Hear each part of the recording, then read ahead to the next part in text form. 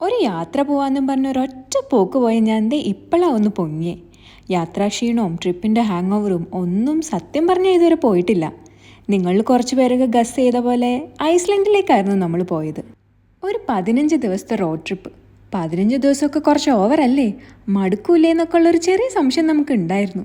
പക്ഷെ പോയി വന്നു കഴിഞ്ഞ് ഇപ്പോൾ പറയാൻ പറ്റും, 15 ദിവസമൊന്നുമല്ല, ഇനിയും എന്തൊക്കെയോ കാണാനും ആസ്വദിക്കാനും ഒക്കെ ഉണ്ട് അവിടെ. നമ്മൾ ചൂസ് ചെയ്തത് ഒരു ഷോൾഡർ സീസൺ ആയിരുന്നു. അതായത് വിൻ്റർ തുടങ്ങുന്നതിന് മുന്നേ ഇല്ല, സമ്മർ കഴിഞ്ഞ് ഓട്ടം വരാനായി നിൽക്കുന്ന ആ സമയം.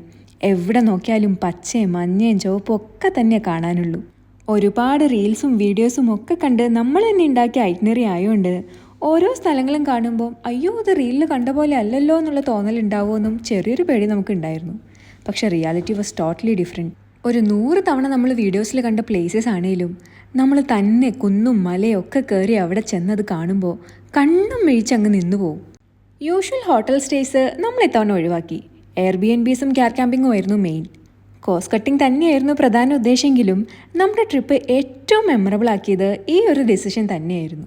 ലോകത്തിൻ്റെ പല ഭാഗത്തു നിന്നുള്ള ആൾക്കാരെ പരിചയപ്പെടലും എല്ലാവരും ഒരുമിച്ച് രാത്രി ഒരുള്ള കുക്കിങ്ങും ഓരോരോ ഹണ്ടിങ്ങിന് പോവലും നമ്മുടെ ഐറ്റിനറിയിൽ ഇല്ലാത്തൊരു സർപ്രൈസ് തന്നെയായിരുന്നു. ബാക്കി വിശേഷങ്ങൾ നാളെ മുതൽ ഞാൻ ഓരോരോ വീഡിയോയിൽ പറയാം.